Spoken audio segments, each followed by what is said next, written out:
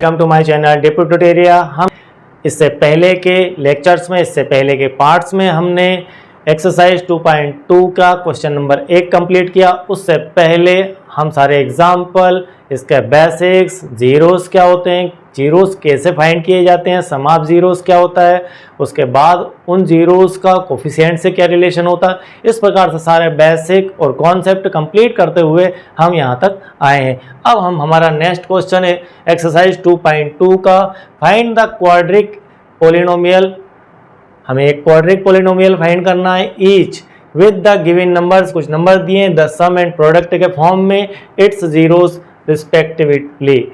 हमें जो है यहाँ पर दो नंबर दिए हैं, एक दिया है 1/4 और एक नंबर दिया है हमें यहाँ पर -1। इन दोनों के बारे में यह कहा गया है कि जो ये आपका 1/4 है ये सम ऑफ जीरोस है और -1 है ये प्रोडक्ट ऑफ जीरोस है। यहाँ पर प्रोडक्ट भी दिया है और सम भी दिया है जीरोस का। और उसे देने के बाद जो क्वेश्चन नंबर 1 था उसमें हमने यह फाइंड किया था, जीरोस फाइंड किए थे। इसके अंदर हमें ऑलरेडी उनके प्रोडक्ट दे रखे हैं और सम दे रखे हैं, तो हम यहाँ पर सम और प्रोडक्ट की हेल्प से इक्वेशन बनाएंगे। तो इस प्रकार हमें इसमें अपोजिट डायरेक्शन में चलना है। तो हम यहाँ पर आंसर नंबर 1 देखते हैं। हमारा जो इसका आंसर नंबर 1, पहले क्वेश्चन, दूसरे क्वेश्चन का पहला वाला, तो इसमें हम लिख सकते हैं लेट, क्या मान लेते हैं कि let the quadratic polynomial b x square plus b x plus c और alpha and beta is zeros of quadratic polynomial. जो क्वाड्रिक पोलिनोमियल है उसके जीरोस अल्फा और बीटा ये हमने लेट कर लिया, ये मान लिया। अब हम यहाँ से आगे बढ़ते हैं। तो यहाँ पर अल्फा और बीटा की कुल मिलाकर हमें वैल्यू फाइंड करना होगी अलग अलग। तो हम यहाँ पर लिखते हैं वी हैव, हम क्या, हमारे पास क्या है, हम लिखते हैं वी हैव, क्या दिया है, अल्फा प्लस बीटा, हमें दिया है alpha plus beta equal to 1/4। Alpha plus beta की वैल्यू होती है, हम जानते हैं, -b/a बराबर 1/4। अगर हम इसे इस हिसाब से लिखना चाहें और इसके आगे यहाँ पर एक और लिख लेते हैं, हमें क्या दिया है, alpha into beta equal to दिया है -1 और यह होता है c/a इक्वल टू -1। अब इसकी थोड़ी सी तुलना करके देख लीजिए कि कहाँ पर समस्या आ रही है। तो समस्या यहाँ पर आ रही है कि यहाँ पर है -1 और यहाँ पर है 1 और यहाँ 4 है और इसके बटे में कुछ भी नहीं है तो 1 है। हमें a की वैल्यू, यहाँ पर a की वैल्यू 4 है, यहाँ a की वैल्यू 1 है, तो हमें इस वैल्यू को भी 4 बनाना होगी। तो इस वैल्यू को 4 बनाने के लिए हम ऊपर नीचे 4 का मल्टीप्लाई कर देते हैं। तो c/a इक्वल टू हो जाएगा यहाँ पर आपका -4/4। अब यहाँ पर 4 है, यहाँ भी 4 है, यहाँ 1 है, यहाँ -4 है। इस प्रकार हम यहाँ पर इसे सेट कर चुके हैं। अब अगर तुलना करें, तुलना करने पर यहाँ पर दिखता है -b, तो यहाँ पर माइनस चाहिए, तो हम यहाँ पर अगेन उसे, ये आपका बैलेंस है और इसे बनाना पड़ेगा, इसे कर सकते हैं -1/4। इस प्रकार से आप इसे लिख सकते हैं, तब आप इसकी तुलना कर पाएंगे, क्योंकि यह माइनस माइनस में चले जाएगा और b की वैल्यू -1 आ जाएगी और यहाँ c की वैल्यू -4 आ जाएगी और a की वैल्यू 4 आ जाएगी। अब आपका यहाँ पर कंप्लीट होता है। कंप्लीट होने के बाद क्या आया, यहाँ पर आपका फाइनली पहुँचता है कि -b/a इक्वल टू क्या आया, -1/4 एंड अल्फा इंटू बीटा की वैल्यू क्या आई आपके पास, c/a इक्वल टू आया -4/4। इस प्रकार से आप यहाँ अल्फा प्लस बीटा के लिए पहुँचे और यह आपका अल्फा इंटू बीटा है, मतलब सम ऑफ प्रोडक्ट यहाँ है, सम ऑफ जीरोस यहाँ है और प्रोडक्ट ऑफ जीरोस यहाँ है। तो चलिए अब हम यहाँ से ABC की वैल्यू फाइंड करते हैं। देन तब आपकी जो वैल्यू निकल के आती है वो a की आती है, a की वैल्यू आती है 4, a की वैल्यू यहाँ से निकल कर आ रही है 4, b की वैल्यू निकल कर आ रही है, b इक्वल टू कितना है, b इक्वल टू है यहाँ पर आपका -1। आप इससे तुलना कीजिए तो माइनस से माइनस और b की वैल्यू है -1 एंड c की वैल्यू क्या निकल कर आ रही है, c की वैल्यू निकल कर आ रही है -4, c की वैल्यू है 4 इस प्रकार से आ चुकी है। हम यहाँ पर हमारी क्वाड्रिक इक्वेशन को मान चुके थे x square plus b x plus c, तो हम यहाँ लिखेंगे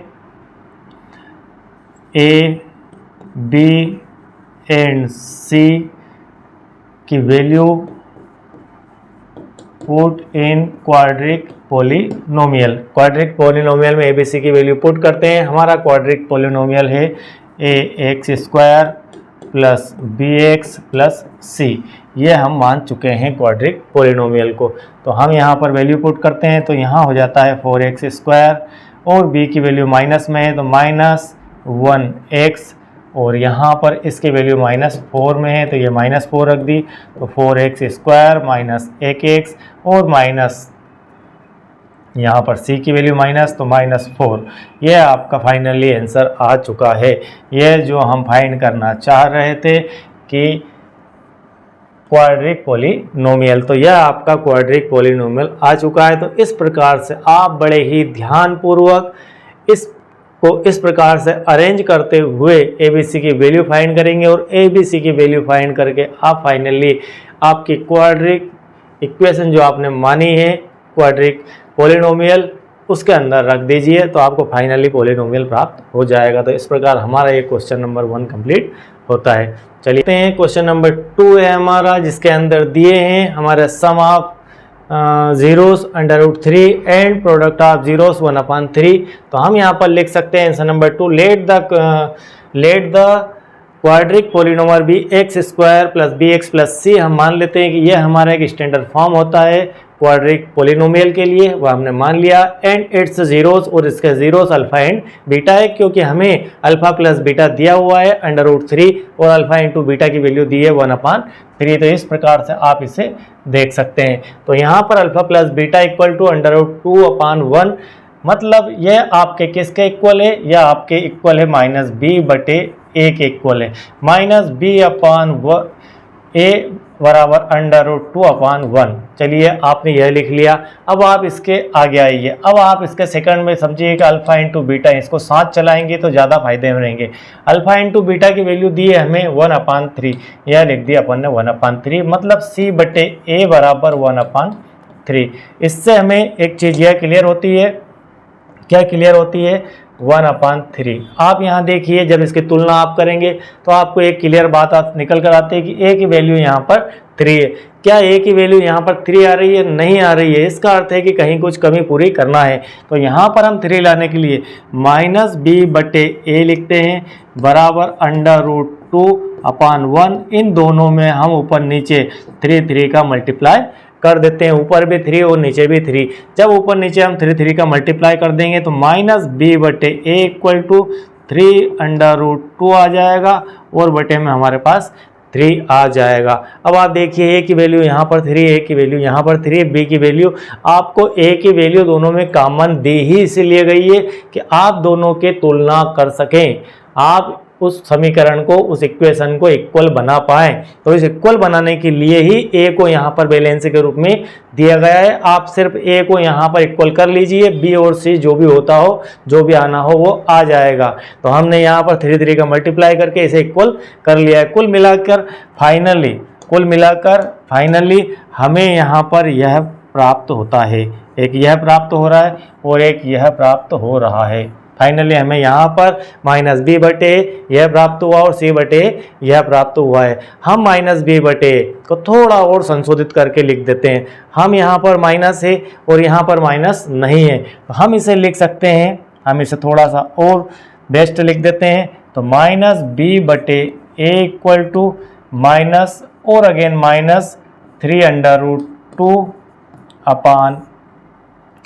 इस प्रकार से भी आप इसे बेहतर लिख सकते हैं। तो यह आपका और बेहतर हो चुका है। अब आप समझ गए होंगे ऐसा क्यों किया, क्योंकि जब हम यहाँ पर -b की वैल्यू उठाएंगे, जब हम यहाँ से -b की वैल्यू उठाएंगे तब हमें यहाँ पर माइनस मिल जाना चाहिए और बाहर तुलना करने के लिए एक माइनस छूट जाएगा। तो यहाँ पर अब हम यहाँ पर लिख सकते हैं, क्या लिख सकते हैं, फाइनली देन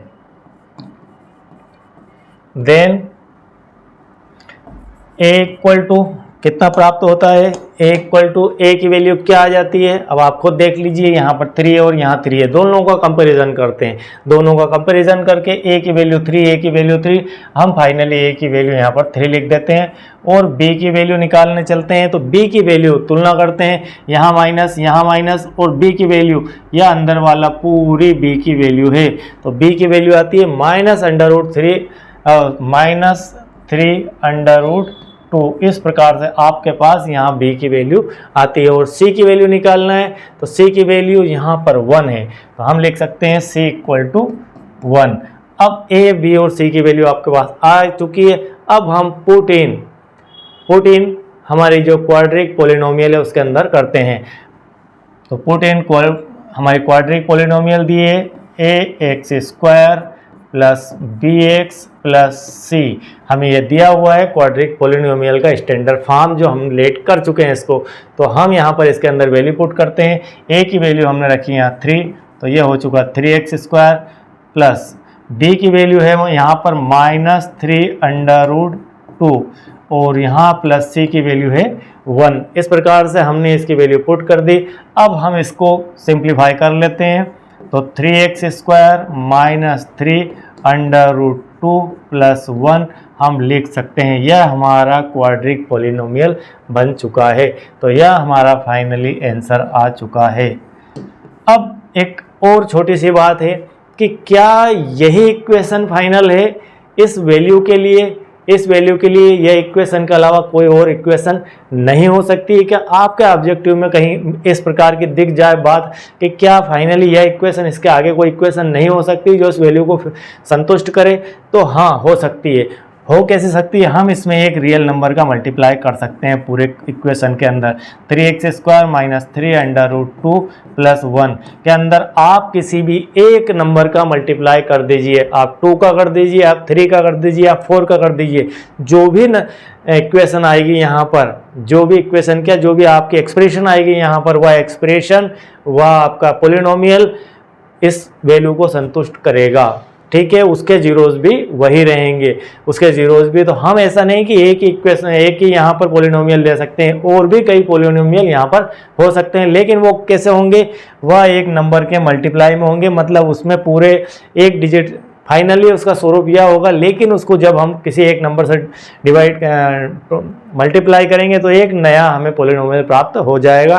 तो यहाँ 3x² की जगह मान लीजिए 2 से किया, यहाँ k की जगह हमने 2 रखा, तो 2 से करने के बाद 6x² हो जाएगा, यहाँ 3 की जगह 6 हो जाएगा और 1 की जगह 2 हो जाएगा। तो इस प्रकार उसका भी आंसर आपको यही मिलेगा अगर आप सम और प्रोडक्ट में देखेंगे तो इस प्रकार हमने यह क्वेश्चन नंबर 2 कंप्लीट कर लिया है। तो सबसे पहले आपको इस प्रकार से तुलना करना आना चाहिए। चलिए अब देखते हैं हमारा क्वेश्चन नंबर 3। तो हमारा क्वेश्चन नंबर 3 के अंदर दिया गया है सम ऑफ जीरोस 0 है और प्रोडक्ट ऑफ जीरोस के लिए √5। तो हम यहाँ पर लिखते हैं late the quadratic polynomial bx² plus bx plus c and its zeros, और इसके जीरोस अल्फा एंड बीटा ये हम मान लेते हैं। इसके बाद भी है अल्फा प्लस बीटा की वैल्यू कितनी दी है? अल्फा प्लस बीटा की वैल्यू फाइनली हमें दी है 0, और अल्फा इंटू बीटा की वैल्यू क्या दी है? अल्फा इंटू बीटा की इसके नज़दीक ही लिख लेते हैं हम यहाँ पर। अल्फा इंटू बीटा दिया है हमें यहाँ पर √5 यह दिया है। अब हम इसे फाइंड करते हैं, तो -b/a इक्वल टू 0 और यहाँ पर c/a इक्वल टू √5, और इसके अपान में कुछ नहीं है तो अपन 1 लिख सकते हैं, और इस 0 के बटे में कुछ नहीं है तो हम 1 लिख सकते हैं। अब इसकी तुलना आप कर सकते हैं, यहाँ a की वैल्यू 1 है, यहाँ पे a की वैल्यू 1 है, तो देन क्या लिख सकते हैं हम यहाँ पर? देन अब फाइनली लिख सकते हैं, देन तब आपको क्या प्राप्त होता है? a इक्वल टू प्राप्त होता है 1, b इक्वल टू प्राप्त होता है 0, ठीक है, और c इक्वल टू प्राप्त होता है √5। यह हमें a b c की वैल्यू फाइंड हो जाती है। अब हम इसको इक्वेशन में रख देते हैं। Put in equation put in ax² plus bx plus c, जो कि हमारी एक स्टैंडर्ड फॉर्म है क्वाड्रिक पोलिनोमियल की। इसके अंदर हम एबीसी की वैल्यू पुट कर देते हैं। तो ए की वैल्यू 1 पुट करिए, 1x² प्लस पी की वैल्यू 0 है तो यहाँ 0x प्लस सी की वैल्यू हमारे पास है √5 तो यहाँ √5। तो इस प्रकार से आप x², इस टर्म को आप 0 मान लीजिए, प्लस √5, फाइनली आपका आंसर आ जाता है। तो हम यहाँ पर यह आंसर लिख सकते हैं। तो यहाँ हमारा क्वेश्चन नंबर 3 कंप्लीट होता है। अब हम देखते हैं हमारा क्वेश्चन नंबर 4। क्वेश्चन नंबर 4 के अंदर हमें दिया है, हम एक्सरसाइज 2.2 का क्वेश्चन नंबर 2 का 4th देख रहे हैं। इसके अंदर दिया है हमें कि सम ऑफ जीरोस 1 दिया है। सम ऑफ जीरोस को हम रखते हैं 1 और प्रोडक्ट ऑफ जीरोस को भी रखते हैं 1, मतलब alpha plus beta equal to 1 है और alpha into beta equal to 1 है। हमें यहाँ से एबीसी की वैल्यू फाइंड करके हमारी जो इक्वेशन है x² plus bx plus c, equation क्या कहेंगे, इसको पोलिनोमियल कहेंगे। पोलिनोमियल के अंदर इसे पुट करना है। तो यहाँ पर -b/a इक्वल टू 1/1 होता है, alpha into beta equal to 1/1 होता है। यहाँ पर देखेंगे a की वैल्यू 1 है और यहाँ पर भी a की वैल्यू 1 है, लेकिन यहाँ पर ये 1 जरूर है, यहाँ पर -b है। हम इसे अगर तुलना करने में करेंगे तो इस प्रकार से इसे बना सकते हैं, -1 और 1 माइनस अंदर लिख के, और अब यह तुलना के लायक बन चुका है। यहाँ पर माइनस b की वैल्यू -1 आ जाएगी। इसी प्रकार से आप c/a को 1/1 लिख सकते हैं। तो फाइनली हम आपको यहाँ पर बॉक्स में इसे पैक कर देते हैं कि यह हम फाइनली तुलना के लिए, कंपैरिजन के लिए ले आए हैं। तो कंपैरिजन हम इससे करके और एबीसी की वैल्यू लिखते हैं। तो हम लिख सकते हैं देन ए की वैल्यू आपकी है, ए की वैल्यू कितनी आ जाएगी, ए की वैल्यू यहाँ पर भी 1 है, यहाँ पर भी 1 है, दोनों जगह सेम आनी चाहिए। ये 1 हो चुकी है। बी की वैल्यू देखते हैं, तो यहाँ बी की वैल्यू और यह आपकी बी की वैल्यू है। आप थोड़ा सा इसको समझिए, यह बी की वैल्यू है और यह बी की वैल्यू, यह जो माइनस है यह कुछ इस प्रकार से इसको समझ सकते हैं। ब्रैकेट के अंदर यहाँ बी की वैल्यू -1 है तो यह हो गई -1। इसके बाद आगे बढ़ते हैं तो c की वैल्यू है 1। इस प्रकार से a b c की वैल्यू निकालते समय आपसे गलती नहीं होना चाहिए। अब फाइनली हम पुट करते हैं किसमें, x² plus bx plus c के अंदर abc की वैल्यू।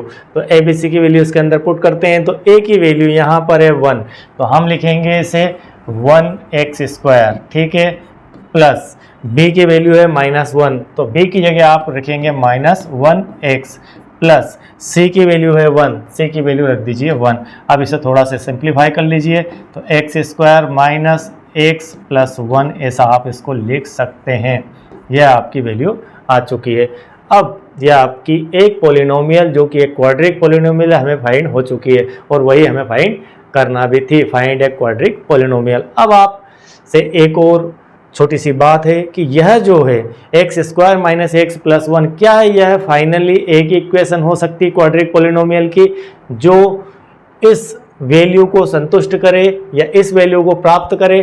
तो इसके अलावा और भी वैल्यू हो सकती है। तो हम लिख सकते हैं एंड हम क्या लिख सकते हैं, और हम लिख सकते हैं कि k x² minus 1x plus 1 have another polynomial. इससे हमें और भी पोलिनोमियल प्राप्त हो सकते हैं क्वाड्रिक इक्वेशन के, वेयर जहां पर k is a real number, आपका जो k है वो रियल नंबर है। आप किसी एक नंबर का इसके अंदर मल्टीप्लाई करके इस इक्वेशन का स्वरूप बदल सकते हैं, लेकिन उसका मूल रूप यही रहने वाला है। आप कितने भी मल्टीप्लाई इसके अंदर नंबर के कर दीजिए, उसका मूल स्वरूप यही रहता है, वह नहीं बदलता है। लेकिन हाँ, उसके नकली चेहरे बनते जाएंगे, लेकिन उसका यह ओरिजिनल स्वरूप ही रहेगा। तो आप कैसे मल्टीप्लाई करके इक्वेशन का रूप बदल सकते हैं, लेकिन उसका मूल स्वरूप यह रहेगा। तो फाइनली हमारा आंसर यह होता है।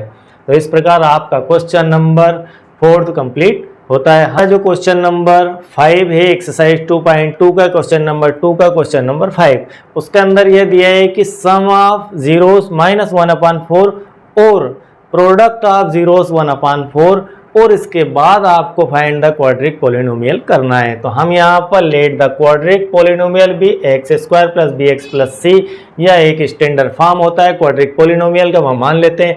एंड इट्स जीरोस भी अल्फा एंड बीटा, इसके जो जीरोस है वो अल्फा एंड बीटा है। We have alpha plus beta equal to 1 upon, यहाँ पर क्वेश्चन नंबर हमारा चल रहा है, क्वेश्चन नंबर 5 है यह, तो हम इसे कर देते हैं 5, यहाँ पर 4 की जगह कर दिया 5। तो 1 अपान 4, और 1 अपान 4 कैसा माइनस में, और यहाँ पर 1 अपान 4 कैसा है प्लस के अंदर। यहाँ पर माइनस बी बटे ए होता है, और यहाँ पर 1 अपान 4 है, और यहाँ पर सी बटे ए होता है, और वह 1 अपान 4 है। तो इस प्रकार से दोनों तरफ आपके माइनस आ चुके हैं। तो हम इसे फाइनली लिख सकते हैं माइनस बी, आप ऐसा करके इसे लिख सकते हैं, अपान ए, आप चाहें तो माइनस, और यहाँ 1 अपान 4 ऐसा लिख सकते हैं, और सी बटे ए 1 अपान 4, इसमें ऐसा लिखने की ज़रूरत नहीं है। तो फाइनली हम इसे कैद कर देते हैं, जिससे हमें तुलना करना है। ये हमारा हो चुका है फाइनली। अब आपका यहाँ से ए बी सी की वैल्यू निकल कर आना है। तो ए बी सी की वैल्यू क्या निकल कर आना है, देन ए बी सी की वैल्यू क्या आएगी, ए बी सी की वैल्यू यहाँ से आएगी ए इक्वल टू 4 है, यहाँ भी 4 है, तो ए इक्वल टू आ चुकी है 4। बी इक्वल टू अगर देखते हैं तो बी की वैल्यू क्या आएगी, बी की वैल्यू है प्लस 1, क्योंकि माइनस बाहर है, बी से अगर तुलना करें तो यहाँ पर 1 आ जाता है, तो बी की वैल्यू 1 आती है, और सी इक्वल टू आपका आता है, सी इक्वल टू आ जाएगा 1। इस प्रकार आपकी ए की वैल्यू यह है, बी की यह है, और सी की यह है। आपने ए बी सी की वैल्यू फाइंड कर ली है। अब हम इसे पुट करते हैं हमारी क्वाड्रिक पोलिनोमियल की स्टैंडर्ड फॉर्म के अंदर। तो क्वाड्रिक पोलिनोमियल की स्टैंडर्ड फॉर्म होती है हमारी x square plus b x plus c, यह होती है हमारी स्टैंडर्ड फॉर्म। इसके अंदर रखते हैं तो 4x स्क्वायर प्लस बी की वैल्यू 1x प्लस सी की वैल्यू 1, तो यहाँ पर होता है 4x square plus 1x plus 1। हम फाइनली इसको इस प्रकार से लिख सकते हैं। यह आपका क्वेश्चन नंबर 5 यहाँ पर कंप्लीट हो जाता है। क्वेश्चन नंबर 5 कंप्लीट हो जाता है। अब हमारा एक्सरसाइज 2.2 का क्वेश्चन नंबर 2 का क्वेश्चन नंबर 6 लेते हैं, जिसके अंदर दिया है हमें कि सम ऑफ जीरोस 4 है, प्रोडक्ट ऑफ जीरोस 1 है। सम ऑफ जीरोस 4 है और प्रोडक्ट ऑफ जीरोस 1 है। अब हम यहाँ इसे कंप्लीट कर लेते हैं। हम मान लेते हैं कि इस के लिए हमारा जो क्वाड्रिक पोलिनोमियल का स्टैंडर्ड फॉर्म होता है वह है x square plus b x plus c, और इसके जीरोस अल्फा और बीटा है जो हमें दिया है। हम उसे लेकर आगे बढ़ते हैं। तो अल्फा है plus beta, alpha plus beta की वैल्यू दी है हमें 4। अल्फा प्लस बीटा की जगह मैंने 4 रख दिया, अल्फा इंटू बीटा की जगह 1 रख दिया। अल्फा प्लस बीटा को हम जानते हैं कि माइनस बी बटे ए होता है, और यहाँ पर दिया है 4 और उसके अपान में 1, और इसी टाइप से इसे लिख सकते हैं सी अपान 1, 1 अपान 1, इस प्रकार से लिखा जा सकता है।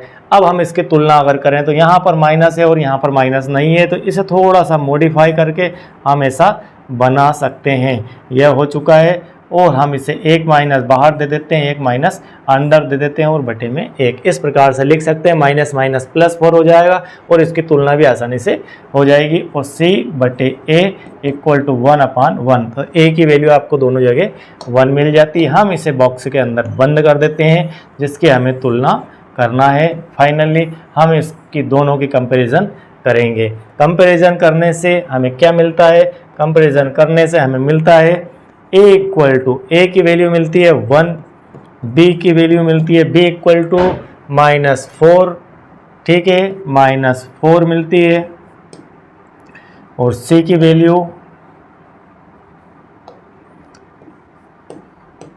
वैल्यू प्राप्त होती है यहाँ पर 1। तो इस प्रकार से हमें फाइनली वैल्यू आती है a बराबर 1, b बराबर -4, और c इक्वल टू 1। इस प्रकार से हमें ABC की वैल्यू प्राप्त होती है। अब हम इसे पुट करते हैं हमारे क्वाड्रिक इक्वेशन के स्टैंडर्ड फॉर्म के अंदर।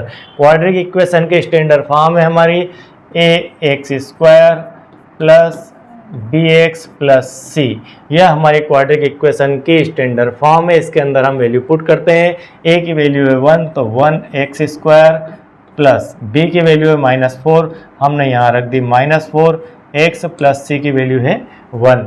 इस प्रकार से हमने रख दी। इसे आप सिंप्लीफाई कर देते हैं तो x² minus plus minus 4x plus 1, यह आपका फाइनली आंसर आ चुका है। तो इस प्रकार से आपके एक्सरसाइज 2.2 का ये लास्ट क्वेश्चन कंप्लीट होता है और यहाँ पर हमारी पूरी एक्सरसाइज ही कंप्लीट हो जाती है। आई होप कि आप इसे बेहतर तरीके से समझ गए होंगे। मैंने यहाँ पर यह आपका पूरा चैप्टर, हम यहाँ पर NCERT 2023-24 की बुक को फॉलो कर रहे हैं, जिसके अंदर इतना ही सिलेबस दिया हुआ है। अगर कहीं से और जानकारी मिलेगी मुझे कि इसके आगे भी सिलेबस है तो हम उसे भी सॉल्व करवा देंगे।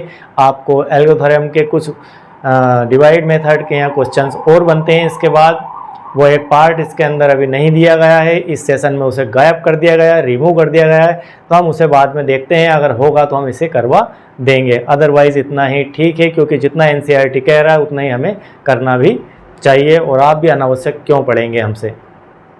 तो आई होप आपको ये चीज़ें सारी समझ में आ गई होगी। यदि आप चैनल के साथ नए जुड़े हैं, मुझे पहली बार देख रहे हैं, सुन रहे हैं, लेक्चर पहली बार अटेंड किए, आपको मैथ्स बहुत अच्छा ही लगा होगा, क्योंकि मेरा पढ़ाने का तरीका ठीक ठाक ही है, काफ़ी वर्षों का अनुभव है। तो आप मेरे साथ बिना स्किप किए वीडियो को देखते रहिए, मैथ्स को सीखते रहिए।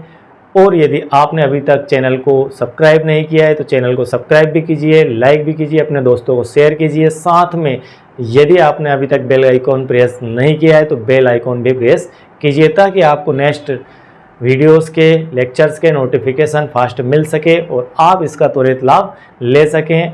आई होप कि जो मैं कह रहा हूँ वो बातें आपको समझ में आ गई होगी और आप यदि मेरे साथ अंत तक बने रहें, लेक्चर्स अटेंड करते रहें, तो मैं आपको विश्वास दिलाता हूँ कि आपका मैथमेटिक्स बहुत ही स्ट्रांग हो जाएगा। आप अपने आप में मैथमेटिक्स में बहुत ऊंचाइयाँ पा लेंगे। Thank you very much.